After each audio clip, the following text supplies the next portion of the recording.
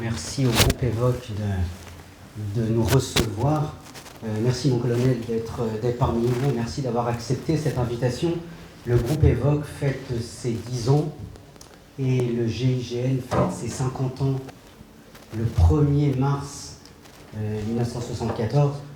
Le colonel Christian Proto a créé le GIGN 1er mars 2024. Donc nous, c'est vraiment les 50 ans. Et donc c'est un honneur, mon colonel, de vous recevoir. Je voudrais tout d'abord commencer par une question très simple. Le GIGN a pour vocation de défendre, a-t-il pour vocation de défendre ou de protéger? Et quelle distinction faites-vous entre ces deux fonctions? Bonsoir d'abord à vous, merci d'être présent et merci de m'avoir invité. Alors, bien évidemment, la notion de défense, c'est une notion qui est pérenne. Et malgré tout, il faut reconnaître qu'à travers cette notion de défense, c'est un ensemble de mesures qui sont mises en place, et ce n'est pas forcément que le GIGN qui procède à cette protection des personnes et des biens, mais dans cette protection, la manière dont nous intervenons sur un spectre qui est spécifique, qui est le spectre par rapport à la lutte antiterroriste et sur des actes violents qui pourraient être à la fois anticipés, et à ce moment-là, c'est un certain type d'action, mais également, au moment où la menace est exécutée, elle se déroule, intervenir, si possible, pendant le déroulement de l'action, en particulier sur des prises d'otages.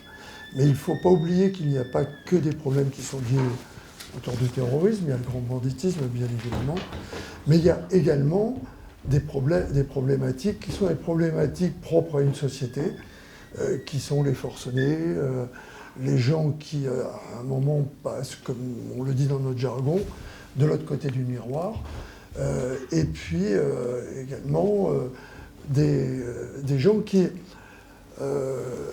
ont des otages ou n'en ont pas, qui, à travers des problèmes de drames familiaux en particulier, peuvent se retrouver dans cette situation. Et la vocation du GIGN est de pouvoir les arrêter, si possible, pour les déférer à la justice, puisque, je voudrais le rappeler, puis c'est quelque chose qui est un invariant, le GIGN n'est pas là comme un peu une manière d'exécuter une mission de justice, mais de déférer à la justice. Si par hasard l'usage des armes est obligatoire, à ce moment-là, c'est simplement parce qu'il y a des vies qui sont en danger, c'est ce qu'on appelle une sorte de défense légitime, que je préfère dans ces situations à la légitime défense.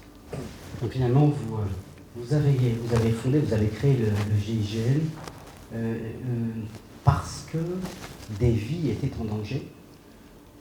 Oui, en fait, les vies qui sont en danger, elles le sont à travers la question que vous posez, et je tiens à le repréciser, ça paraît un peu surprenant d'être obligé de le préciser, à travers des événements qui sont des événements du quotidien, mais surtout ce qui focalise l'attention pour tout le monde, en particulier actuellement, c'est sur des affaires qui sont de l'ordre que l'on qualifie de terrorisme. On est toujours le terrorisme de quelqu'un, et souvent c'est la conjoncture, la géopolitique qui génère ces événements. Donc à partir du moment où le citoyen devient, à travers la prise d'otage, qui est le fondement même au départ de la création du GIGN, devient une espèce de bouclier humain ou le moyen de faire parler d'une cause, juste ou pas juste, je ne cherche pas à donner un avis sur les raisons qui, à un moment, amènent les gens à créer ce qui, pour nous, est insupportable et inacceptable. Mais au moment où ces gens le font, il faut faire en sorte que, à la fois, la force reste à la loi, selon la formule traditionnelle, mais également protéger les citoyens qui sont impliqués malgré eux dans cette crise, et ensuite déférer les auteurs à la justice. Et alors, dans les situations à risque, comment le GIGN arrive-t-il à concilier la défense des individus tout en respectant les droits fondamentaux humains? Alors c'est une question compliquée. Je crois que ce qu'il faut au départ, c'est que le GIGN, ou du moins ceux qui le commandent, et c'est comme ça que j'ai créé cette unité, ne soient pas considérés comme les exécuteurs des hautes œuvres. En gros, pour faire court, on arrête des gens et on préférerait qu'ils passent par les armes dans une espèce de sanction immédiate sans que le GIGN, sans que la justice ait à passer. Alors ça serait bien évidemment non seulement pas compatible avec l'esprit d'une démocratie, mais par rapport à ce que j'ai voulu mettre en place, incompatible avec la manière dont je voulais exercer mon métier. Je le répète, le GIGN ne peut, ne doit, et surtout c'est cela qu'il faut faire entrer dans la tête de ceux qui viennent, être l'exécuteur des hautes œuvres ou une sorte de vengeance immédiate, comme de temps en temps, malheureusement, ça a pu se produire, Dieu merci, pas au sein de mon unité.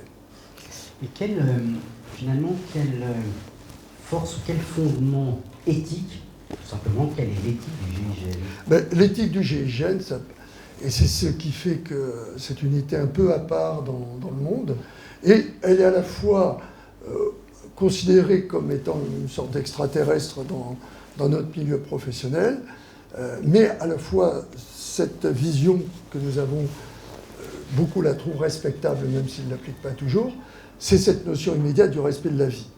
Moi, je considère qu'à partir de... Et j'ai considéré quand j'ai créé cette unité, et c'est ce que j'ai dit à mes hommes, vous détenez en vous un pouvoir monstrueux qui est le pouvoir de vie et de mort.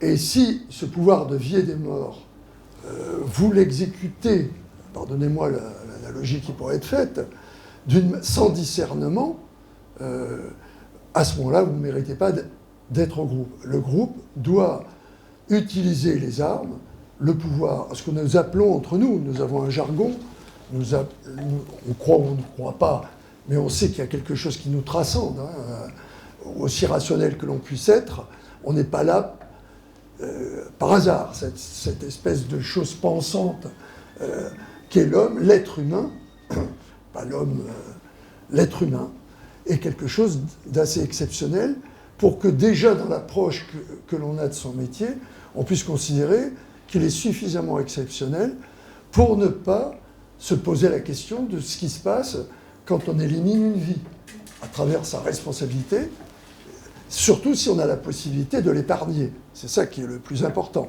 Il y a des cas, bien évidemment, on aura peut-être l'occasion d'en parler, où c'est d'abord les otages qui priment, où la situation, la crise qui prime, et pour faire cesser la crise, il faut bien sûr, peut-être à un moment, neutraliser, porter atteinte à cette notion essentielle pour moi, pour celle que j'ai enseignée pendant 10 ans à mes hommes et qui perdure au groupe, vous le savez, cette notion de respect de la vie. Voilà, ce pouvoir que nous appelons au GIGN le pouvoir de Dieu, à tel point que quand on lui remet son arme, au bout de quelques mois de formation, il y a une cérémonie pour que les gens aient en eux tout de suite qu'ils se rendent compte de le pouvoir qu'on leur donne. On lui dit, on te donne le pouvoir de vie et de mort, fais-en bon usage, sinon ta place n'est pas ici. Voilà. Alors, je sais, ça peut paraître des mots, mais comme nous nous connaissons un peu, que nous avons déjà partagé ça ensemble, je crois que c'est le respect d'une société, de ce qu'elle veut représenter, ou à partir du moment où vous détenez ce pouvoir monstrueux, qu'on ne puisse pas vous reprocher à un moment que vous ne valez pas mieux que les gens que vous avez voulu arrêter. Voilà. Et alors, est-ce que c'est parce que le GIGN a un pouvoir qu'il a aussi une autorité? Alors, bien évidemment, et ça s'est passé avec, j'allais dire, à travers le temps et les succès. Cette forme d'autorité à travers la force dont on le sait que si elle en fait usage, elle a plus de chances de réussir que de rater. Et cette autorité, en même temps, doit amener, nous l'espérons, de la part des gens qui nous regardent et des autorités qui nous emploient, un regard qui soit autre que le Robocop que vous voyez à travers le casque et les vêtements opérationnels. Savoir qu'à l'intérieur, il y a un être humain et que lui-même, lorsqu'il a été obligé d'être engagé, il porte en lui, même si tout le monde vous le dirait, ah oui, mais il a reçu un ordre.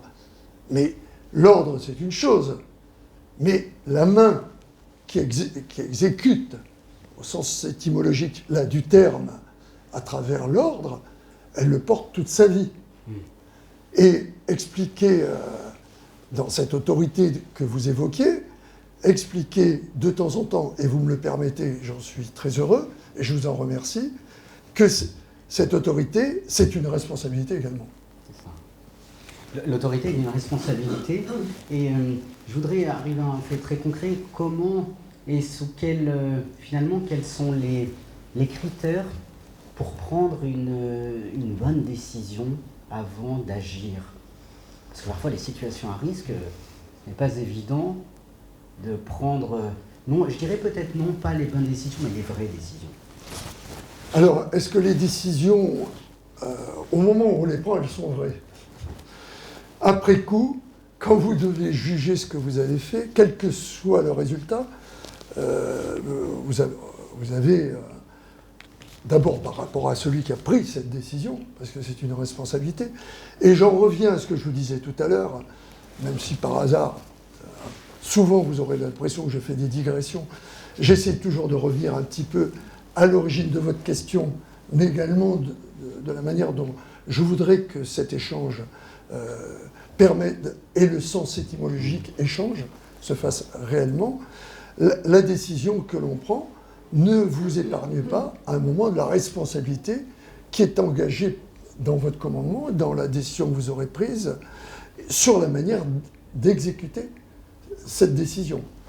Et c'est souvent problématique parce qu'il y a eu, il y a quelques années, du fait de, par rapport aux militaires, puisque comme vous le savez ou vous ne le savez pas, le GIGN au départ est une unité militaire qui est donc à cette structure de commandement vertical, qui est différente du fonctionnement, en particulier de la police nationale, qui, même si elle a une hiérarchie, a un fonctionnement un peu plus horizontal.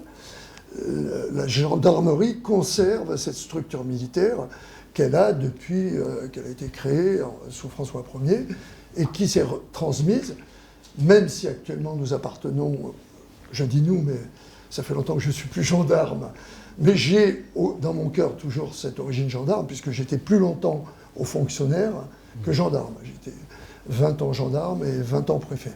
Donc, je sais ce que représente la militarité, et à ce moment-là, la décision que vous êtes conduit à prendre, elle ne correspond qu'au mode opératoire que vous avez choisi pour remplir la mission, le résultat que l'on vous demande.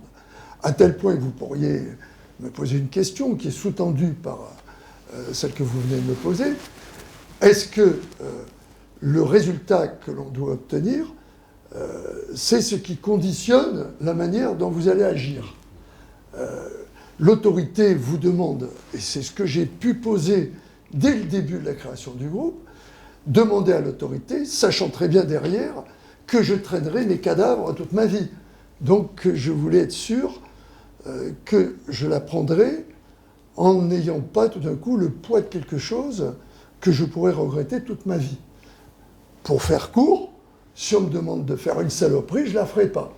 Voilà, c'est comme ça. Et que si l'autorité veut le faire, elle prend le fusil de mes hommes et elle le fait à ma place. Donc ce que l'on veut, c'est que l'autorité nous définisse ce qu'elle veut comme résultat. Et quand elle a défini le résultat qu'elle veut, c'est à nous de décider, puisque j'engage, ou à moi en l'occurrence, ou à mes successeurs, de décider la manière de le faire. C'est sûr que quand vous voyez les images, parce que là il y a des images de ce qui s'est passé le 24 décembre 1994 et le 25, que vous voyez sur LCI des types montés à l'assaut d'un avion dans lequel il y a 4 types qui les attendent avec des grenades et des fusils d'assaut, et tout un Airbus d'otages, là vous savez très bien ce qui va se passer. Mais quand vous avez les images, c'est beaucoup plus parlant que d'en parler comme nous sommes là. Mais on voit à ce moment-là l'engagement, parce que les gens, à ce moment-là, engagent leur vie pour libérer des gens et pour faire cesser également un événement. Ouais. Alors, est-ce que lorsque imaginons une prise d'otage comme vous avez pu en vivre, défendez-vous les individus ou les intérêts d'un pays ? Je pense que les deux sont malheureusement corrélatifs. Les intérêts d'un pays, surtout à travers des prises d'otages, comme il y a eu à une certaine époque, qu'il n'y a pas pour le moment, mais la seule chose dont on est sûr, c'est qu'on est sûr de rien, et puis l'histoire a plus tendance à bégayer qu'à se répéter. Donc, et surtout, pour plagier Lavoisier, les mêmes causes produisant les mêmes effets, la situation géopolitique n'est pas très favorable. Mais il n'empêche qu'à un moment, le fait qu'une prise d'otage existe, surtout la prise d'otage hors celle que j'évoquais tout à l'heure dans les prises d'otages familiales ou dans le grand banditisme, dans une arrestation qui se passe mal, ces prises d'otages, on le sait très bien, elles sont politiques. Le terrorisme, c'est un terme que l'on emploie parce que nous, on peut mettre un bulletin de vote, mais dans des actions qui sont menées pour faire reconnaître l'action dans un pays, tout d'un coup, le terroriste, quelques années plus tard, si le gouvernement change, il peut devenir libérateur. Hein. Donc, c'est beaucoup moins simple qu'on l'imagine. Mais c'est sûr qu'à un moment, il y a dans l'action que vous menez un acte politique, puisque vous agissez au départ sous le commandement d'un État avec un pouvoir, etc. Mais l'objectif, dans le cadre d'une prise d'otage, dans un premier temps, c'est de considérer que le débat politique ne peut pas se faire avec des innocents utilisés comme boucliers. Et si par hasard on avait un doute sur la mission qui nous est confiée, la seule chose qui fait lever le doute, c'est le fait que ces otages, eux, ils n'ont rien demandé. Oui. Et alors, est-ce qu'il y a vous intervenez dans des situations difficiles, des situations à risque, vous intervenez dans des situations de violence, y a-t-il une violence légitime ? Alors, la notion de violence légitime, elle existe surtout dans le cadre du maintien de l'ordre. C'est comme ça qu'elle est réduite à son expression telle que vous la présentez. Est-ce que cette violence est légitime dans le cadre de gens qui utilisent la violence pour faire de la politique? J'aurais tendance à dire que la violence que je suis obligé d'exercer, elle est légitime parce que je considère qu'au moment où il l'exerce, il se produit, et là, c'est de l'ordre de la défense légitime, ou de la légitime défense, mais je préfère la défense légitime, parce que dans le cas d'une crise telle que vous l'évoquez, c'est-à-dire la prise d'otage, est suspendue au-dessus de la tête des otages une menace qui fait que si elle n'existait pas, cette menace, il n'y aurait pas d'otage. Donc on met une menace sur la tête pour obtenir quelque chose. Cette espèce de chantage odieux que représente la prise d'otage. C'est pour ça, vous me pardonnerez, que chaque fois que j'entends ou les hommes politiques ou les médias parler de prise d'otage quand vous ne pouvez pas prendre votre train, ça m'énerve un peu, vous le comprendrez. Je pense qu'il y a des mots qui sont déplacés dans certaines circonstances. Et à ce moment-là, bien évidemment, et je ne cherche pas à me défendre, même si, comme je vous l'ai dit, j'ai eu l'honneur de commander pendant 10 ans, mais mes successeurs aussi ont commandé, mais moi, en ce qui me concerne, même si le jeu est à Isaac, comme disait Pascal, j'ai eu l'honneur de commander 64 opérations en 10 ans. J'ai été obligé d'atteindre à la vie en donnant l'ordre de le faire. Je n'ai pas moi-même porté atteinte avec une arme, mais j'ai donné l'ordre, c'est ce qui est le plus important, et croyez-moi, je le sais, je sais quand, je sais où, et je sais combien. Donc ça, il y a une espèce de justice intérieure qui fait que ce que je disais à mes hommes au départ, malheureusement, ils l'ont tous vécu, on traîne toujours derrière soi ces cadavres. Je ne comprends pas d'ailleurs qu'il y a des gens auxquels ça ne pose pas de problème, mais ça c'est un autre débat. Et à l'intérieur même du GIGN, comment accompagnez-vous vos hommes, un accompagnement psychologique, comme vous dites, parce qu'ils ont quand même des cadavres, non pas sur la conscience, mais qui traînent derrière eux. Mais et oui, aussi sur la conscience. Oui, puisque vous leur enseignez ce que représente l'horreur d'avoir à tuer. C'est pas comme dans les films. Hein. Malheureusement, on voit ça à longueur d'écran. Mais il y a toujours celui qui était soit derrière sa lunette, soit au moment de la dernière seconde pour neutraliser quelqu'un qui, à ce moment-là, fait un tir qu'il aurait préféré ne pas être un tir à tuer. Il m'est arrivé... tout à l'heure, je ne disais pas tout à fait la vérité, mais ce n'est pas pour parler de moi.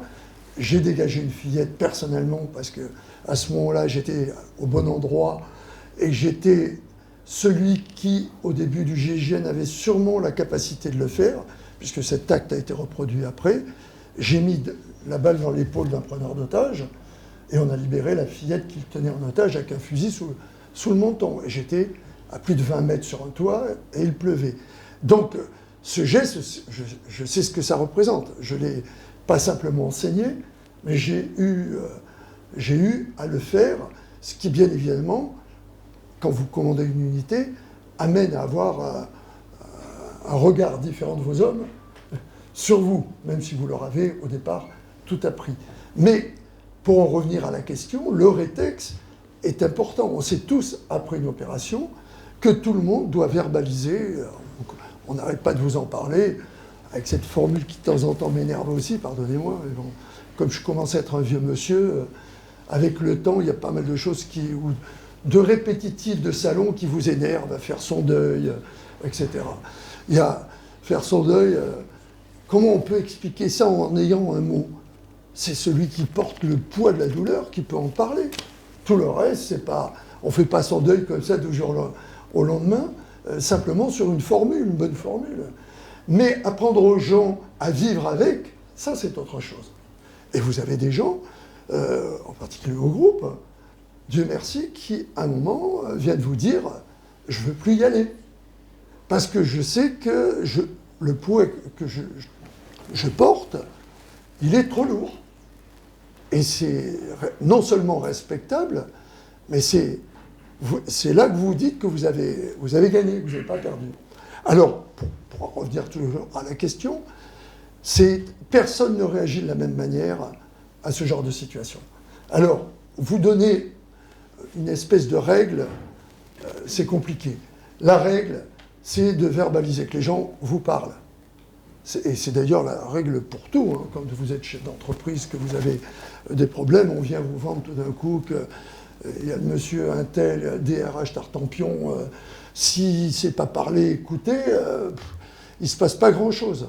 Et le management des équipes, vous me pardonnerez, peut-être parce que les gens ont tendance à penser que ça pourrait être différent par rapport à mes hommes, mais c'est la même chose. Hein. Quand vous avez des entités, de faire avancer des équipes, dans le cadre d'une mission, la seule chose qui nous différencie, c'est que dans vos entreprises ou dans le travail que vous exécutez, il n'y a pas un mec avec un fusil, quoi. C'est tout, c'est la différence. Mais des fois, les gens avec des stylos, ils sont aussi dangereux. Hein. Ce qui fait que amener les gens à vous parler et en parler, c'est très important, parce qu'on a un adage au groupe. Je suis un militaire, j'ai 15 mots de vocabulaire, 30 onomatopées, 15 cris gutturaux, donc vous voyez, ça limite le parcours intellectuel, mais ça a l'avantage d'être simple. On dit au GIGN, vivre chaque jour comme si c'était le dernier. Donc c'est une approche philosophique de la vie, parce qu'on sait pourquoi on y vient, et on sait le prix qu'il va falloir payer. Mais malgré tout, on est un homme, on est vulnérable. Un homme où, en l'occurrence, pardonnez-moi mesdames, il n'y a pas de femme opérationnelle au groupe, comme vous allez sûrement me poser la question. Je suis obligé d'anticiper, ne serait-ce que par rapport à la question que l'on m'a posée. Donc je ne peux pas mettre le qualificatif homme en tant qu'entité, simplement je parle de mes hommes, comme j'ai toujours parlé. Et discuter avec eux, parler avec eux, c'est ce qui permet de faire avaler une partie de ce qui est souvent, dans une opération à succès telle qu'on peut l'avoir de l'extérieur, une part d'échec pour certains à l'intérieur même de l'opération. Et ce partage, il est essentiel à la fois pour que les hommes aient conscience qu'on mesure ce qu'ils ont fait, et surtout l'humilité qu'ils peuvent avoir eux-mêmes dans des actes que peut-être d'autres ne feraient pas, mais que, par rapport à ce qu'ils auraient souhaité faire, n'étaient pas tout à fait à la hauteur de ce qu'ils voulaient. Et ça arrive à chaque opération que, effectivement, sur l'ensemble d'une équipe, vous avez des garçons qui vivent moins bien l'événement que d'autres. Et c'est le rôle de celui qui dirige de les écouter et de prendre du temps avec eux. Parce que c'est sûrement pas... ils ne se libèrent pas en famille. Hein. Pour comprendre ce qui se passe à l'intérieur du groupe, il faut être du groupe. C'est comme ça qu'on s'appelle entre nous, le groupe. Alors, vous faites le lien avec la question suivante que je vous pose. Dans des situations à risque, mon colonel, quelle est la force de la patience dans la temporalité? Parce que ça peut, une prise d'otage, par exemple, je reprends cet exemple, elle peut durer des heures, voire des jours, et vos hommes sont patients.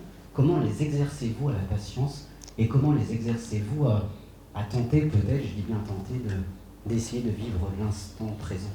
Alors, la patience, c'est effectivement un élément indispensable dans ce métier, parce que l'opportunité opérationnelle, elle se présente pas tout de suite. Il y a d'abord des phases de négociation pour comprendre ce que nous appelons dans notre jargon la crise, ce qui se passe à l'intérieur de la crise. Vous avez besoin de comprendre ce qui se passe à l'intérieur, habiter la crise. Et pour l'habiter, eh bien, il faut parler, d'où l'intérêt, dans un premier temps, de la négociation, dont on sait qu'elle peut durer. Et là où, par moment, on peut porter un jugement, et je ne parle pas par rapport au GIGN ni à d'autres unités, mais à l'expérience de certaines opérations que je connais bien et pour lesquelles je n'ai pas forcément dit du bien, je considère que justement, la temporalité que vous évoquez a été complètement oubliée. Parce qu'on cherchait plus à utiliser dans le cadre d'une opération l'intérêt politique que pouvait représenter l'opération que le fait de faire cesser la crise qui n'a plus rien à voir avec de la politique. Et donc c'est la récupération potentielle qui fait que tout d'un coup, on peut, pour une unité qui n'aurait pas j'ai failli dire une grossièreté, donc qui n'aurait pas la trempe, c'est encore mieux. La trempe d'une unité comme le GIGN et de ses patrons. Et de se faire imposer quelque chose dont on pense à ce moment-là qu'il y a une arrière-pensée politique. Le GIGN est un continuum hors politique et il doit le rester. Et la temporalité, elle a cette nécessité par rapport à la place que l'on doit occuper. Ce n'est pas un instrument, ça ne doit pas être un instrument, donc il faut cette temporalité, mais elle est surtout essentielle pour la réussite de l'opération, puisque si vous n'intervenez pas au moment qui est le plus favorable pour votre opération, vous mettez en danger les otages, s'il y en a, vos hommes, même si c'est leur métier, et puis les gens que vous êtes chargés, à un moment, de ramener, si tant est que ce soit possible, à la justice. C'est complètement passionnant, et votre réflexion me permet de vous poser une autre question. Vous parliez tout à l'heure, à l'instant, de la négociation et de la force de la parole. Mon colonel, quelle est la force du silence dans la négociation? Et que se passe-t-il dans la tête de vos hommes lorsque finalement le dialogue n'est plus... le dialogue est rompu? Alors, vous savez, il y a une notion, un mot que l'on connaît, le silence de mort. Il n'y a rien qui éclaire plus cette notion que vous évoquez que cela. Parce que, juste avant que, le terme ne me plaît pas trop, mais il a été choisi par mes jeunes plus tard, qu'on déclenche le top action, c'est-à-dire, je peux vous dire que vous connaissez la phrase « autant suspend ton vol », c'est ce qui se passe. Tout d'un coup, tout s'arrête et il y a un silence monstrueux. Après Djibouti, quand mes tireurs ont éliminé les 5 preneurs d'otages qui étaient au milieu du car,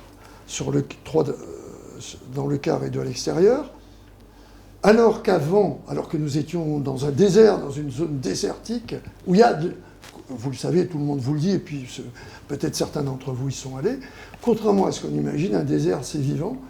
Donc vous avez des petits oiseaux, vous avez des bruits qui vous viennent.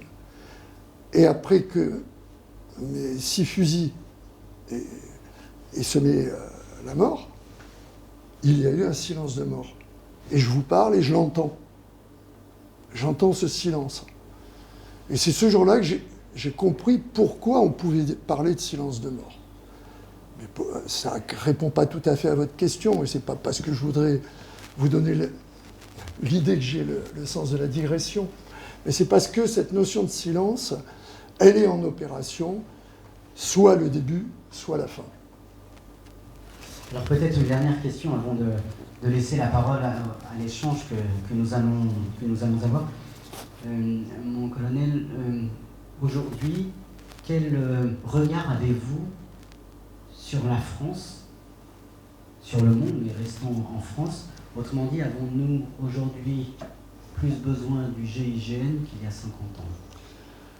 Alors quand j'ai créé le GIGN, j'étais persuadé, vous savez, je suis un ancien boy scout, donc tout le monde considère que je suis peut-être un peu naïf. Et dans le fond, ce que certains m'ont qualifié comme cela, je pense que c'était plutôt péjoratif. J'ai l'impression que moi, pour ma part, je leur dis c'est plutôt un compliment. Pourquoi cette naïveté? Parce que si on n'espère pas avoir un jour un monde meilleur, eh bien, on n'a qu'à... on s'arrête tout de suite. Hein, et il vaut mieux même creuser son trou soi-même pour être sûr de ne pas être trahi et se recouvrir. Comme ça, on ne verra plus rien, on sera tranquille. Hein. Donc, cette naïveté, elle était, d'abord parce que j'avais 29 ans, elle était qu'en apportant un outil, je permettrais de dire, bon, ben, on peut arriver à autre chose que la violence pour tout d'un coup résoudre des problèmes qui sont, au départ, essentiellement, et pas simplement pour tout notre monde, malheureusement, que des problèmes géopolitiques. Le terrorisme, je l'ai dit tout à l'heure, est l'expression d'un problème géopolitique. On est d'accord, on n'est pas d'accord, on dit c'est des salauds, qu'est-ce qu'ils ont, les fous de machin, tout ce que vous voulez. C'est pas le problème, c'est qu'il y a un problème géopolitique qu'à un moment on n'a pas su gérer. C'est tout. Et à partir du moment où on laisse le désert derrière soi, il ne faut pas s'étonner que n'importe quel abruti, illuminé, porté par je ne sais trop quel courant de pensée, a le sentiment que, soit parce qu'il est le vengeur de Dieu, soit parce qu'il pense que Dieu, c'est la seule chose qui puisse diriger une population, fasse ce qu'il doit faire. On a fait ça à l'époque de la conquête coloniale. Il y avait le goupillon à chaque fois. Hein. Donc, il ne faut pas s'étonner que ce monde, une fois de plus, bégaye. Mais on pouvait espérer, c'est ce que je souhaitais, c'est ce que j'aurais voulu, que l'efficacité d'une unité fasse qu'on puisse, au-delà du succès, amener une réflexion qui permette d'anticiper d'autres actions. C'est bien évidemment pas ce qui se passe, et c'est le revers de la médaille, si j'ose m'exprimer ainsi, c'est-à-dire que l'efficacité du GIGN a conduit le terrorisme à changer de mode d'action, la manière d'intervenir. Et comme vous avez souvent des gens qui s'engagent au-delà de leur propre vie, c'est-à-dire en étant prêts à donner leur vie pour la cause, si certains d'entre vous ont vu, je ne sais plus si c'était sur Arte ou sur la 5, la bande à Bader, vous verrez qu'on n'a rien, il n'y a rien qui est nouveau sous le ciel. Hein. la bande à Bader, c'était 72, les années de plomb et tout, les types, ils étaient persuadés que donner sa vie pour la cause, c'est ce qu'il y avait de mieux. Moi, j'ai formé des gens... je me suis pris un peu de tête un jour avec un grand journaliste qui malheureusement a des soucis en ce moment. Ça ne me fait pas plaisir, mais au moins, je me dis qu'il n'avait rien compris quand il m'a interviewé, parce que, et que c'est moi qui avais raison. J'étais sur son plateau après le 11 septembre. Et il me dit, on parle donc de cet événement tragique des 2 tours percutés par des avions, avec toutes les conséquences humaines qu'il y avait derrière, mais qui a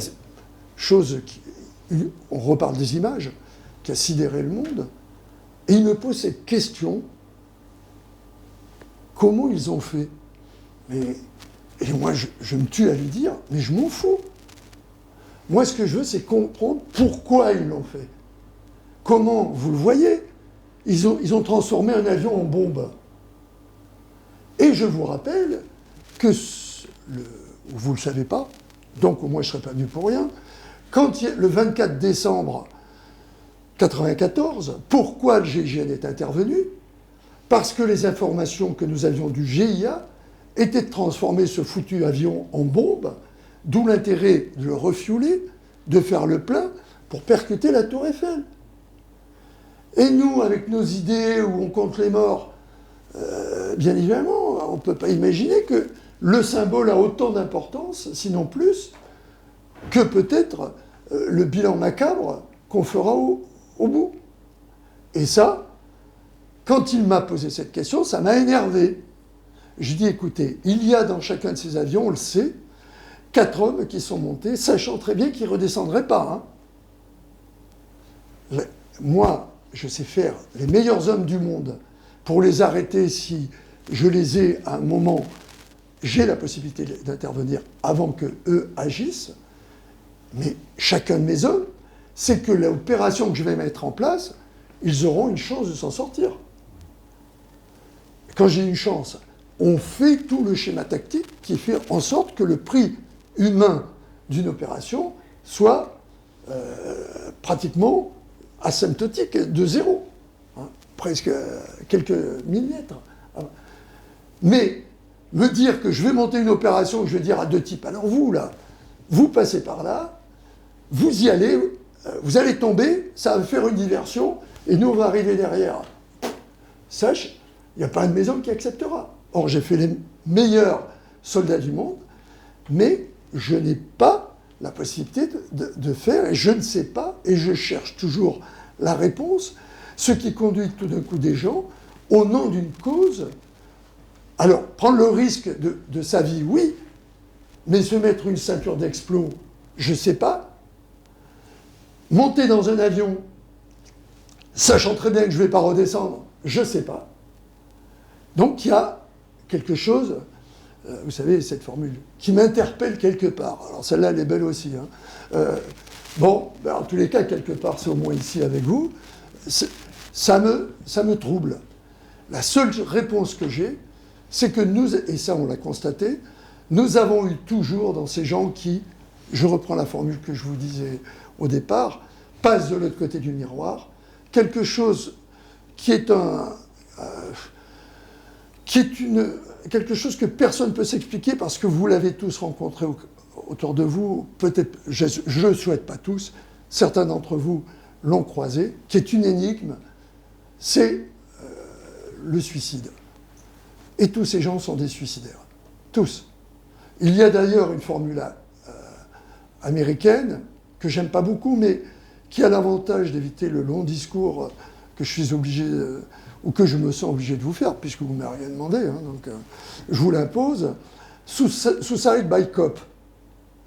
Ces gens qui vont jusqu'au bout de l'extrême pour tout d'un coup partir, peut-être parce qu'ils ne veulent pas prendre des cachetons, et qui attendent qu'on vienne les descendre, parce qu'ils ont commis l'irréparable, et à ce moment-là, ils savent qu'ils se feront tirer dessus. Voilà.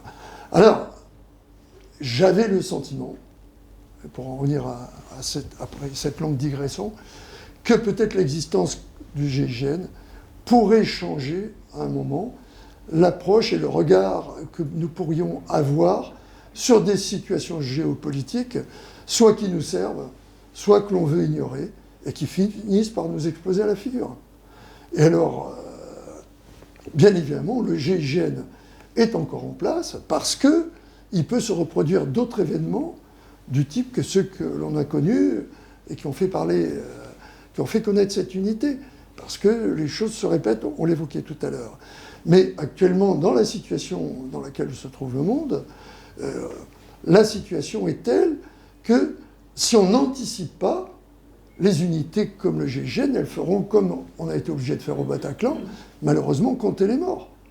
Donc il faut avoir du renseignement et reconstruire ce qui a été détruit d'une manière imbécile, et je ne citerai pas de nom, lors de la grande réforme qui a été faite sur le renseignement, où il a fallu attendre tout d'un coup de se prendre de plein fouet le fait que l'on était déjà aveugle, mais avant tout sourd, de ce qui se passait à bas bruit, et qu'on pensait que simplement la technologie permettrait, cette technologie, d'avoir des informations. Donc c'est à partir du renseignement que l'on peut anticiper, et on a reconstruit dans la douleur nos services de renseignement, en particulier le renseignement territorial, qui est surtout le renseignement humain, celui-là, qu'on avait totalement occulté pendant presque 15 ans.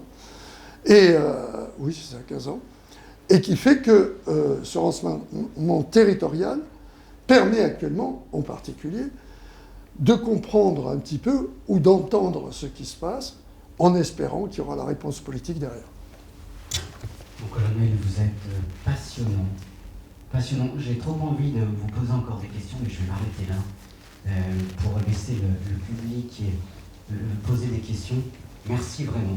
Merci pour votre passion et permettez-moi de vous remercier tout simplement d'avoir créé le GIGN pour être au service de l'humain et de notre sécurité. Merci infiniment, mon colonel. Les amis, voilà, n'hésitez pas, c'est le moment de l'échange, des questions, nous faisons passer le micro.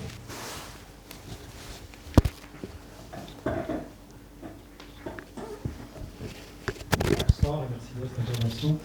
J'aimerais savoir qui saisit le GIGN en cas de crise et est-ce que le GIGN a la possibilité de s'autosaisir un peu sur le modèle du parquet national antiterroriste?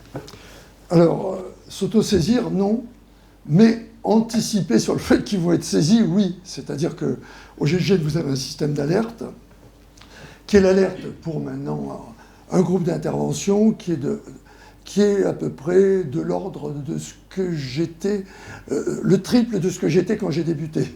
Donc il y a 3 groupes d'intervention, c'est en système ternaire. Donc vous avez l'alerte 1, l'alerte 2, l'alerte 1 est à une demi-heure. L'alerte 2 doit permettre de mettre des gens, on dit sur roue ou sur hélicoptère, dans un délai pour la deuxième alerte de 2 heures. Le 3e groupe étant, lui, entre guillemets, au repos, ou à l'entraînement, enfin, donc disponible. Donc ce système ternaire est mis en alerte par une autorité, qui est l'autorité préfectorale, en fonction du problème qui est en face, puisque comme vous le savez, le GIGN a créé des vocations. Donc en 1985 a été créé le RAID, et puis ensuite a été existé la BRI, qui s'est donné également une vocation antiterroriste, anti-prise d'otages. Ces 3 unités, ça a été un peu compliqué parce qu'au départ, il y avait une répartition territoriale imbécile, géographique. En gros, la gendarmerie, c'est ça, la police, c'est ça, et la BRI, c'est essentiellement l'APP, la préfecture de police. Après, malheureusement, les événements que l'on a connus avec les frères Kouachi et puis ensuite le Bataclan, il a été décidé, sous l'impulsion de Denis Favier, qui est l'officier qui commandait la gendarmerie, ancien patron du GIGN, qui lui-même a commandé l'opération de Marignane, Denis Favier, a convaincu Cazeneuve qu'il fallait faire une approche différente, avec une formule qui va vous paraître simpliste, premier arrivé, premier servi. Donc, on considère que c'est celui qui a la plus grande réactivité qui sera employé. Bien évidemment, il y a peut-être une arrière-pensée, puisque le GIGN étant logé sur place, ce qui n'est pas le cas ni du RAID ni de la BRI, je pense que Favier de travailler pour sa boutique. Mais il y a aussi l'aptitude par rapport à ce qui se passe. En particulier, au moment de Marignane, tout le monde savait, y compris eux, en particulier le RAID, qu'ils n'étaient pas en mesure de faire une opération sur un avion. Or, les premières opérations sur avion, on les a faites en 1977 et même un petit peu avant, dans une caravelle qui avait été détournée par un forcené, à Orly, etc., etc. Donc, il y a depuis pratiquement la création du groupe, je fais une nuance entre la création et les années opérationnelles. Le groupe a été créé par votre serviteur le 24 août, vous le rappeliez, je vous en remercie, 1973, et il a été opérationnel, ce qui était une gageure, vous en conviendrez, que 6 mois après. 6 mois, ce qui était trop court. Mais il fallait aller vite. Donc le 1er mars, et c'est ces années-là que l'on fête. Voilà. Je reviens à votre question. Donc voilà, c'est l'autorité administrative qui le déclenche, parce qu'il y a eu pour ceux qui connaissent un tout petit peu le droit, il y a toujours eu une ambiguïté entre l'autorité administrative et l'autorité judiciaire, avec cette problématique que le parquet avait tendance à considérer que la prise d'otage était un crime flagrant, et le ministère de l'Intérieur que c'est un trouble à l'ordre public. Ça a été tranché, pour vous dire à quel point de temps en temps c'est un peu dérisoire tout ça, mais restons dans le droit pur et dur, il a été tranché que jusqu'au moment où l'opération est terminée, c'est un trouble à l'ordre public. Voilà. Donc c'est l'autorité préfectorale, bien sûr en liaison avec le procureur qui va intervenir tout de suite après.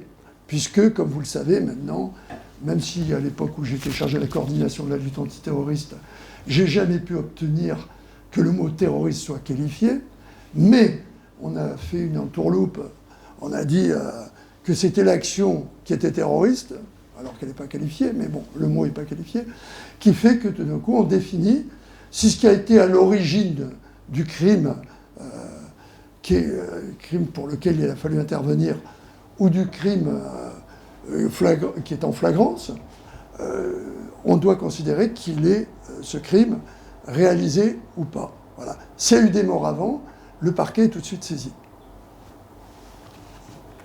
Je sais que ce n'est pas très simple, mais on y arrive.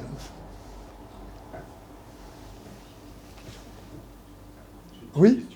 Donc là, vous êtes à l'origine de la création du groupement, mais c'est une initiative de l'administration Pompidou, c'est la première question. Et la deuxième question, est-ce que les personnels sont essaimés sur le territoire, voire dans les dom-toms? Et la sous-question, le vivier de recrutement est-il l'armée ou y a-t-il des connexions extérieures? Alors, votre première question, j'ai raté le début. Ouais, c'est qui a créé... C'est l'administration Pompidou qui est à l'initiative de votre création, enfin de la création. C'est sous l'administration Pompidou, mais c'est une décision du directeur de la gendarmerie de l'époque, qui s'appelait d'abord M. Perrier, qui a été remplacé peu après.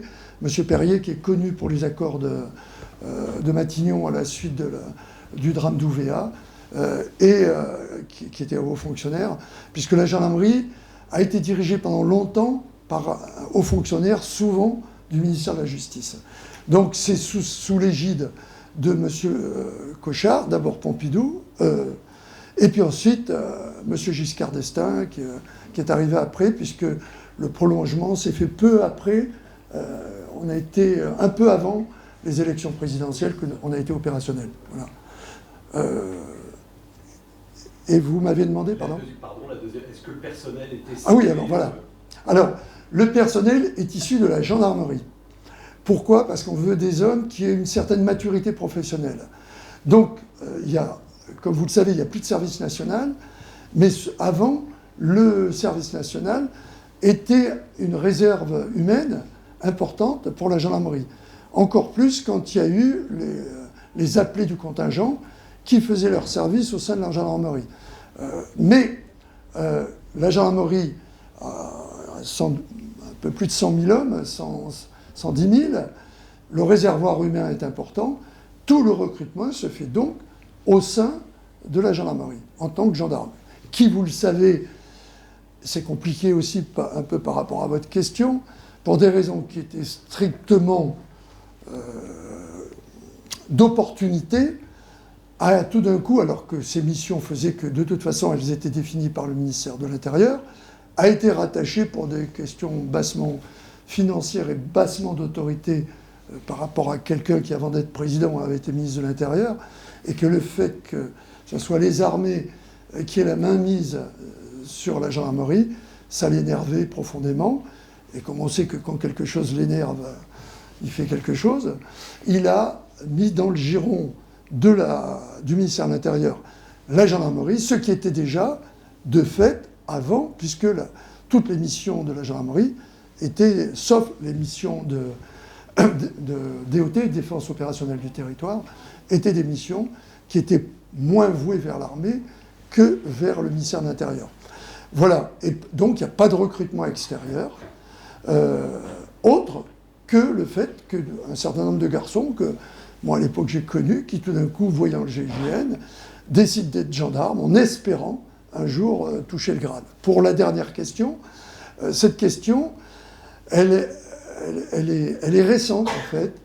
Il y avait, avant les antennes régionales GIGN, il y avait des unités un peu pointues qui étaient là pour gérer la crise avant l'arrivée du GIGN.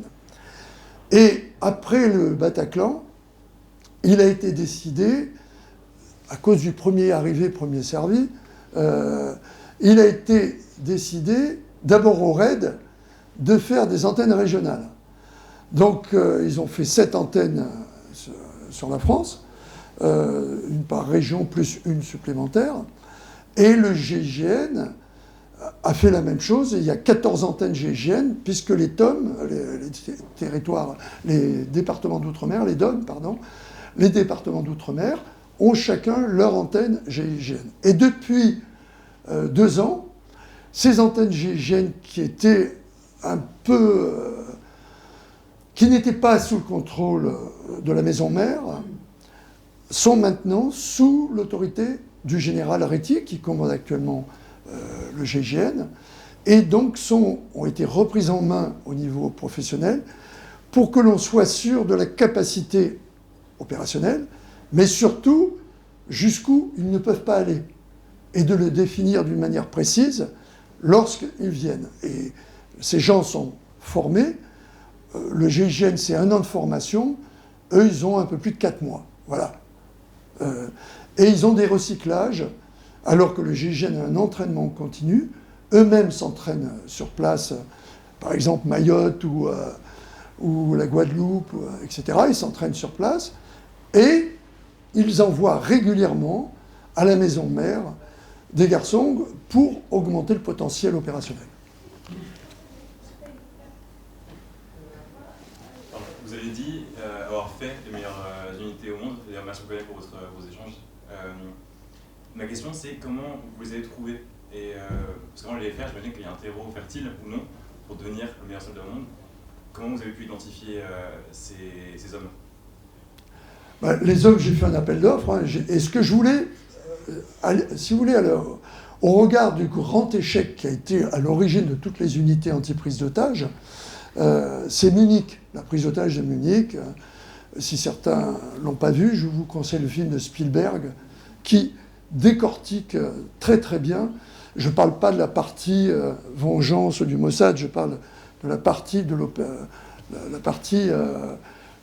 l'opération ratée des Allemands dramatique qui a conduit à l'exécution des otages au cours de l'opération. Il y a eu dans cette opération suffisamment de choses pour que moi, qui étais jeune officier de gendarmerie, réalise que si nous, on se retrouvait confrontés, la gendarmerie ayant connu des drames familiaux et tout, qui avaient été des échecs dans la manière de procéder, comme à Cestas ou à Clairvaux, dans une prise d'otage dans une prison, avec des analyses qui n'étaient pas les bonnes, avec du personnel qui n'était pas entraîné, et surtout du personnel auquel on donnait l'ordre d'aller intervenir dans une situation pour laquelle on ne les avait jamais préparés. Il m'est apparu comme une évidence, pendant que j'étais instructeur commando dans le centre commando de la gendarmerie, à travers les exercices qu'on nous préparait, mais tout pré-mâché, vous voyez. En gros, il fallait poser le mec là, et tout le monde répliquer la même chose, qu'il manquait quelque chose d'essentiel, qu'il manquait une réflexion sur la crise, ce que j'évoquais avec vous tout à l'heure. Donc, il fallait créer des négociations, amener les gens à parler, pour que, pendant la crise, vous ayez une meilleure approche de ce qui se passe à l'intérieur, si vous pouvez avoir l'échange, parce que ce n'est pas toujours possible, et que pour les hommes que vous allez former, puisque c'est également la question, les hommes que vous allez former, il y ait un semblant, on sait très bien que ça ne ressemblera jamais à la réalité, au moins un semblant de ce à quoi ils vont être affrontés un jour. Et pour que tout ça fonctionne, il fallait au départ des volontaires. Et les premiers que j'ai fait venir, il était bien marqué qu'une unité spéciale allait être créée, pouvant engager la vie des hommes. Donc le contrat était clair. Tu viens, mais tu viens avec toute ta bonne volonté, et tu viens avec une qualité que quelqu'un peut t'enlever, c'est ta vie. Le volontariat est l'axe fondamental au sein de ces unités. Acte 1. Deuxièmement, pour pas que ça soit une escroquerie intellectuelle, parce que vous comprendrez que plus le temps a passé, plus les images ont été en défaveur de cette sélection que nous voulions volontariste et par rapport à l'objectif. L'objectif, les gens le connaissent, mais qu'est-ce qu'ils retiennent ? Ils retiennent, j'en reviens à Marignane, la belle photo de Marignane, ils oublient un passage de la photo où le gars qui est accroché à la porte, c'est lui qui a permis l'ouverture de la porte, puisque l'échelle de coupée motorisée avait été programmée pour une certaine hauteur avant, et que le freinage brusque du pilote, que l'on avait obligé à se rendre devant la tour de contrôle, avait enfoncé le vérin, et qu'un vérin d'avion, ça ne se relève pas en 10 secondes. Et l'échelle de coupée se trouvait à ce moment-là trop haute, bloquait la porte. Donc le gars qui pilotait l'échelle a légèrement reculé, ce qui a permis, on connaît les espaces qu'il y a entre les échelles, de combien les portes reculent, et vous voyez le gars qui tombe. Ce qu'on oublie de vous montrer, c'est qu'il remonte. Le type, il remonte pour être avec ses copains, pas simplement ouvrir la porte. Et c'est ça la détermination qui montre le niveau de l'engagement. Alors, on en est, par rapport à votre question, il y avait cette nécessité de faire comprendre aux gens qu'ils allaient faire une mission dans laquelle ils mettaient en jeu leur bien le plus précieux, c'est-à-dire leur vie, puisque nous, on n'engage pas des suicidaires. Au départ, on ne le sait pas comment ça peut fonctionner. En tous les cas, c'est sûr. Et que les entraînements, après, sont nécessairement difficiles pour qu'ils se rendent compte, mais même si c'est marginal par rapport à la réalité, du danger qu'il y a. Et les exercices se font à balles réelles. Et le GIGN a perdu plus d'hommes à l'entraînement qu'en opération. Avec un adage au groupe, entraînement difficile, opération facile. Alors vous voyez, c'est encore 15 mots de vocabulaire, 30 onomatopées et 15 cris gutturaux. Parce que, c'est vrai, vous ne pouvy pas envoyer ces gens dans des missions où vous-même vous dites, punaise, c'est quelque chose, c'est pas... il faut y être dedans. Et on explique au groupe que tant qu'on n'a pas ouvert une porte avec un type qui vous attend avec un fusil derrière, on ne sait pas ce que c'est. C'est au moment où il faut le faire qu'on a beau vous présenter tout un tas d'équipements de protection. 2 garçons qui sont tombés, ils sont tombés par des ricochets. Et vous pensez à tout sauf aux ricochets. Voilà. Et on les a perdus comme ça. Mais leurs camarades ont continué de progresser, et ça, je m'enorgueillis par rapport à cette notion indispensable dans cette unité, magique, respectable, qui est cette notion du respect de la vie, et de déférer. Donc, dans les 2 opérations que j'évoque, les hommes ont été arrêtés vivants.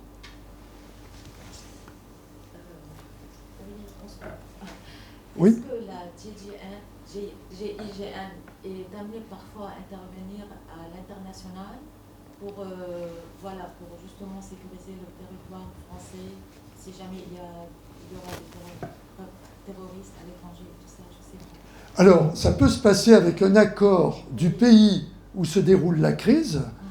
Ça peut se passer en particulier, c'est évoqué, c'est entraîné, il y a des dossiers d'objectifs pour toutes les ambassades. On se rappelle malheureusement ce qui est arrivé à Téhéran avec les Américains et l'opération ratée à Tabas. Il y a effectivement la potentialité, le fait que le GIGN puisse intervenir. Comme l'entité actuelle du GIGN couvre, bien sûr, ce à quoi vous pensez tout de suite, la partie intervention sur une prise d'otage, c'est évident que cette partie-là agit. Mais il ne faut pas oublier qu'il y a derrière une partie protection qui fait en particulier la protection d'une autre unité que votre serviteur a eu l'honneur de créer, le GSPR, qui est la sécurité du président de la République. Et cette sécurité a une autre entité qui est la sécurité des gens menacés, ou ministres, ou ambassadeurs, dans des situations de crise. Par exemple, l'exfiltration de l'ambassadeur de France lors de l'invasion russe, l'exfiltration de l'ambassadeur a été faite par le GIGN. Et à un moment où ça commençait à être vraiment tendu. Ce n'était pas simplement le déplacer d'un point A à un point B. Mais c'est cette expertise qui fait que dans les missions du GIGN, il y a ça. Mais il y a également des opérations qui sont moins connues, dont je ne pourrais pas forcément vous parler, mais il y en a au moins une dont je peux vous parler, parce qu'elle est suffisamment ancienne pour qu'il y ait prescription.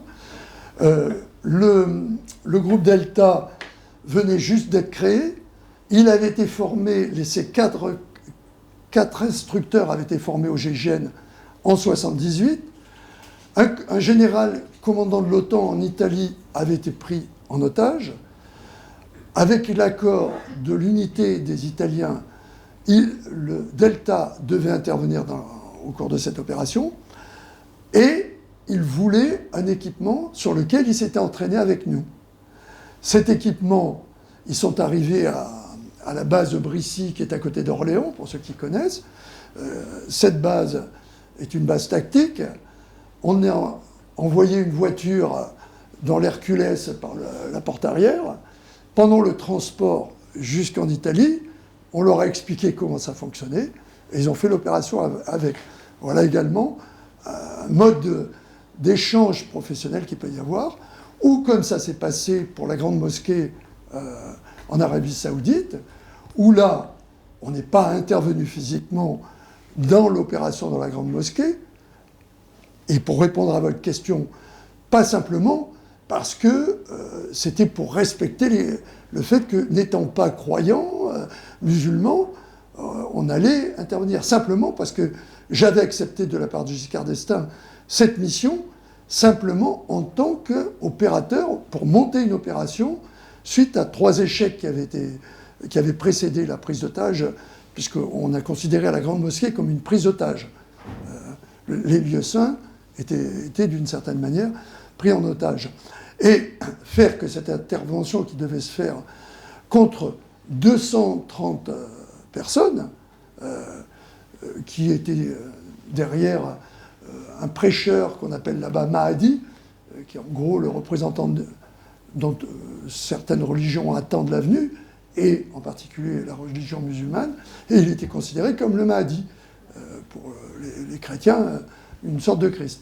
Et les Iraniens ont utilisé cette croyance, le fait de cette secte, pour utiliser cette secte pour mener une opération qui était armée à un niveau que vous avez du mal à imaginer, et où après, les différents assauts ratés qui se sont passés par la garde nationale, tout le gouvernement saoudien était parti, et où les Saoudiens ont demandé, un des princes, qui avait vu le GIGN, a demandé « Est-ce que le GIGN peut nous aider ?» Voilà comment ça s'est passé.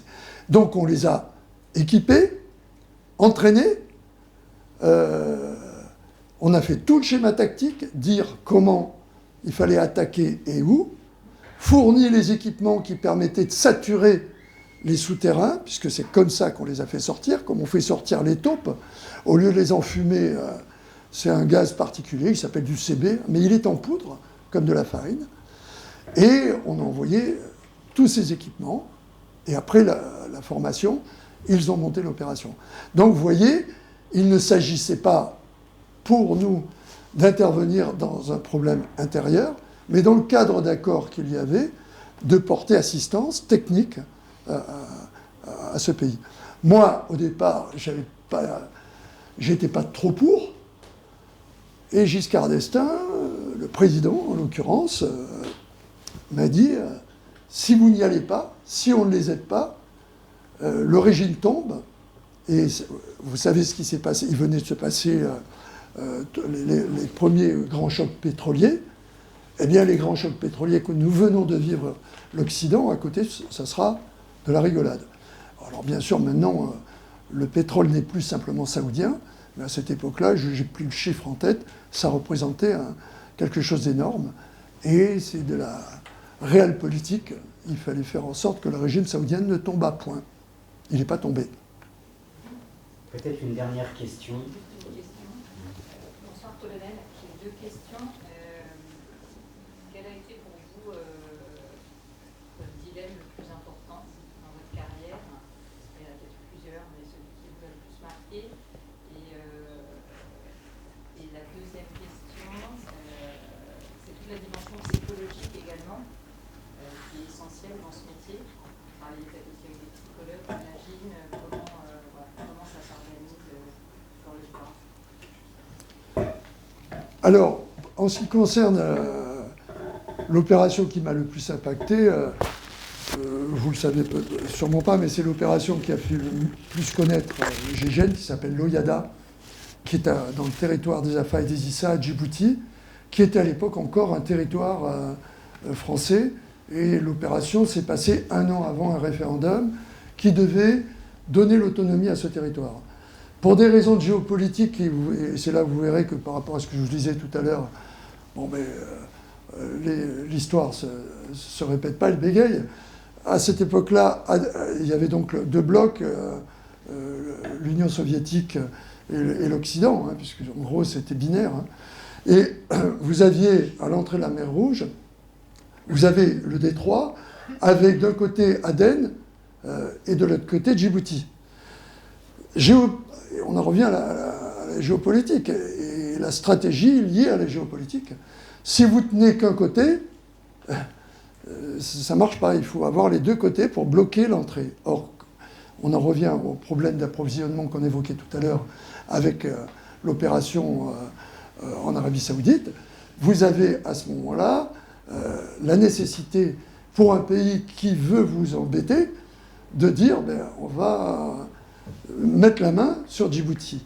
Pour mettre la main sur Djibouti, il fallait s'appuyer sur la Somalie qui était à l'époque sous contrôle soviétique, sous influence soviétique, avec des instructeurs, et ils avaient créé c'est pour ça que je dis toujours on est le terroriste de quelqu'un, ils avaient un front de libération de la côte des Somalies qui menait des attaques pour, dans un premier temps, déstabiliser nos forces qui étaient sur place, et également faire en sorte que le référendum n'ait pas lieu. Puisque le référendum, ils savaient qu'il était, par les Afa et les Issa, deux tribus locales, ils voudraient ne pas appartenir à la Somalie. Et eux considéraient, les Somaliens, qu'ils devaient récupérer ce territoire. Et ils nous ont détournés, comme il y avait une délégation, il y avait beaucoup de militaires français avec leurs familles, ils ont détourné un quart d'enfants, avec 32 enfants dans le bus, et un commando donc, a détourné ce quart scolaire qui faisait le ramassage de tous les enfants à 7 h du matin. Donc le 3 février à 7 h du matin, les enfants, une partie des enfants, puisque les enfants qui étaient au collège étaient descendus, une partie de ces enfants, donc il en restait 32, ont été amenés dans le désert à la frontière somalienne, à 15 km de Djibouti, juste devant le poste frontière, la barrière. Vous imaginez pas un poste frontière, là-bas c'est plat comme la main, du sable, et juste à côté la mer. Et c'est tout, il y a une palmeraie juste avant, et une palmeraie à Loyada. Et un poste frontière sur une piste de terre, de sable. Et le bus était en travers quand on m'a demandé d'intervenir. Pourquoi intervenir? Parce que dans les exigences qu'avait le FLNCS, le Front de Libération de la Côte des Somalies, il y avait la France doit mettre fin au référendum et doit quitter, les militaires français doivent quitter la Somalie. Et si vous n'exécutez pas cette exigence, on vous égorgera un enfant un par un. Et le temps que j'arrive, le temps qu'on se rende compte que ce que j'avais conçu après l'échec des Allemands et en créant le GIGN, c'est-à-dire le tir simultané qui permet à plusieurs tireurs, sans se tromper, dans la même seconde, on va faire court, je sais qu'il faut être court, mais je ne le suis pas, d'éliminer le danger qui se trouvait dans le bus. L'opportunité que j'ai trouvée n'était pas celle qu'on m'avait imposée. Puisqu'au départ, on m'avait dit qu'il y avait 3 terroristes, donc j'étais venu avec 6 fusils.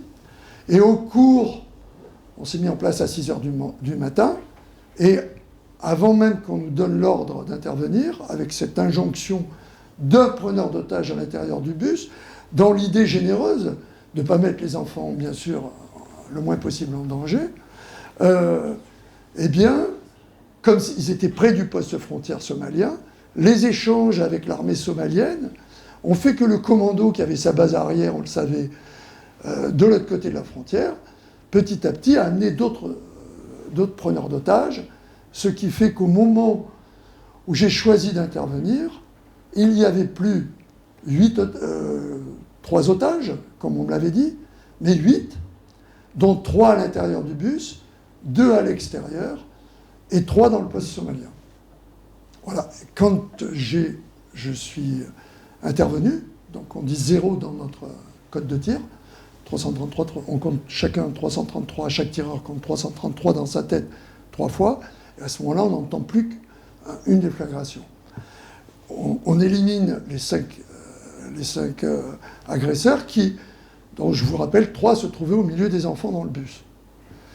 Et on avait prévu 2 minutes pour la Légion qui devait nous appuyer par la gauche, flanc gardé, on dit, et nous, mon équipe, foncer sur le bus. On a été pris à partie par l'armée somalienne avec une MG42, qui est une mitrailleuse qui tire 1200 coups minute. Elle a tiré sans discontinuer pendant 2 minutes, on le sait parce qu'on a retrouvé 2400 cartouches au pied de la mitrailleuse, donc c'est mathématique. On a été cloués au sol, mais aussi la Légion qui se trouvait dans une palmeraie derrière nous et qui devait s'approcher de nous. Nous, on était à 200 mètres du bus, couchés depuis 6 h du matin, arrivés depuis la veille à minuit et quart, sans manger, sans dormir, bien évidemment. Et quand on a ouvert le feu, il n'y a pas eu une faute. C'était parfait. Si la Somalie n'était pas intervenue, on aurait eu, je pense, je ne vous raconterai pas cette histoire, puisque vous m'avez demandé de vous donner un exemple qui m'a le plus impacté. Et au moment où, heureusement, la mitrailleuse s'est enrayée, à ce moment-là, malgré les ordres de ne pas tirer sur l'armée somalienne, puisque c'était considéré comme un casus belli, mes tireurs, je leur ai dit, vous tirez sur tout ce qui touche une arme. Tout ce qui porte une arme, pardon.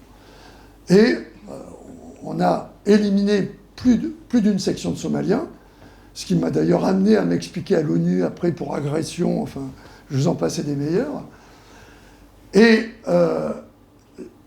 à ce moment-là, la Légion nous avait rejoints, il était possible de partir à l'assaut du bus. 2 de mes hommes sont partis plus vite que le reste de mon équipe, on n'était que 9.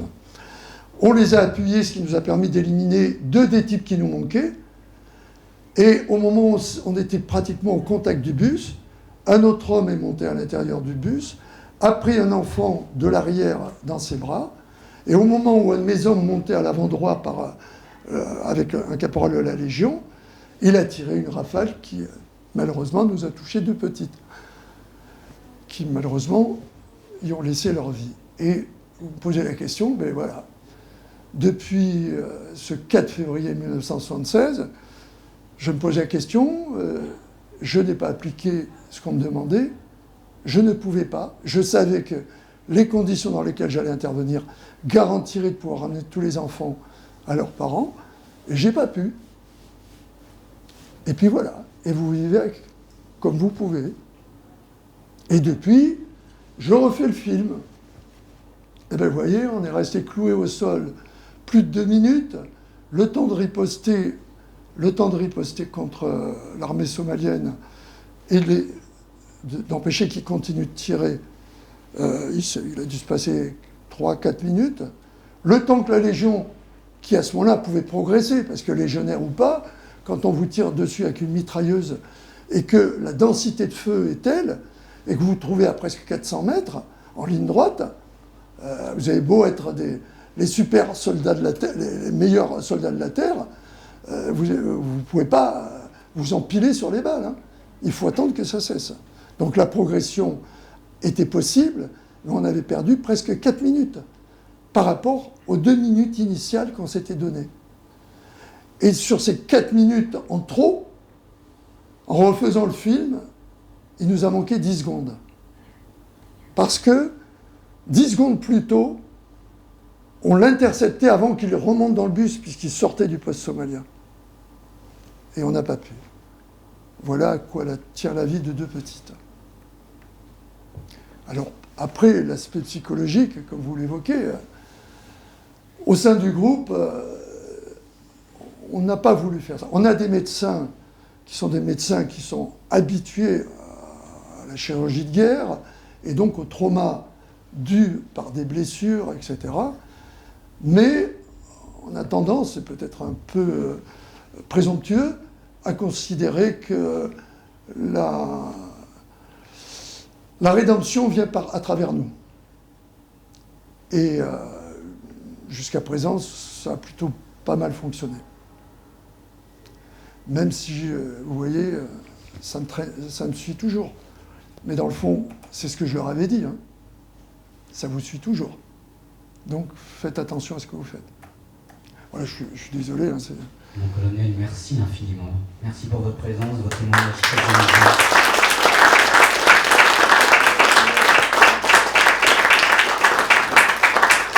Merci vraiment de cette belle soirée que vous nous permettez de passer.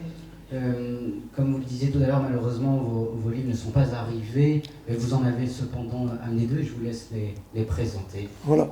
Alors, vous avez 2 livres auxquels je tiens.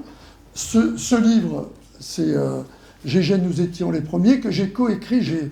J'ai commis 3 livres, c'est pas parce que je me prétends être un écrivain, mais je trouvais que mettre ce que j'avais vécu sur le papier, et en particulier mes relations avec le pouvoir, etc., c'était important. Mais parler de mes hommes, je trouvais que le jeu était haïssable. Donc j'ai trouvé quelqu'un qui a accepté, qui connaissait le GIGN aussi bien que moi, parce que si intéressant depuis Jean-Luc Riva, de nombreuses années. Et on a coécrit ce livre, donc écrit à 2 mains ou à 4, comme vous voulez, puisque j'ai vu là que pour la remise des Oscars, ils avaient dit à 4 mains. Bon, je ne suis pas à ce niveau-là, mais on a donc écrit ce livre. Et si ça vous intéresse, il est intéressant parce que, il s'appelle GIGN, nous étions les premiers, c'est l'histoire, en gros, des 10 premières années du GIGN. Voilà. Et alors, ce livre a une histoire particulière, c'est une BD qui fait presque 100 pages. Et cette BD a été écrite par pas du tout au départ un dessinateur de BD, mais un garçon qui, il y a 12 ans, nous a contactés en disant, voilà, je suis un fanat du GIGN, et je fais des dessins. Et depuis, il nous envoyait des dessins et tout.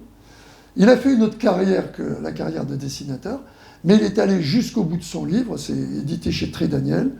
Voilà, et ce livre, c'est le livre qui raconte l'opération douloureuse de Djibouti en particulier. Voilà. Et c'est écrit sur 100 pages. J'ai accepté ce livre parce qu'il m'a montré comment il voulait l'écrire, ce qu'il voulait dire. Tout ce qui est dans ce livre est vrai, comme dans celui-là, bien sûr. Tout ce qui est dans ce livre est vrai. Et c'est pour ça que, si par hasard, vous avez envie de connaître un petit peu ce qui se passe au sein du GIGN, comment ça s'est passé plutôt, eh bien, je vous conseille de les acheter. Les droits ne vont pas à votre serviteur, c'est le dessinateur et scénariste qui a les droits sur ce livre, et les droits de ce livre vont à l'association des anciens amis du GIGN. Voilà. Les amis, ces livres sont passionnants, j'ai eu la chance et l'honneur de les lire. Vous ne regretterez pas, en tout cas, vraiment, vraiment merci. Mon colonel, merci pour cette magnifique soirée que vous nous avez fait passer. Autour d'un cocktail maintenant qui vous a offert, vous allez pouvoir continuer à discuter, à échanger avec le colonel. Merci en tout cas pour votre présence ce soir et je vous donne rendez-vous en avril. J'ai plus exactement la date, le 21 ou 22 avril, avec notre prochain invité qui sera Jacques Attali. 22 février, merci. Avril, excusez-moi. 22 avril, excusez-moi. Merci en tout cas pour cette belle soirée et rendez-vous.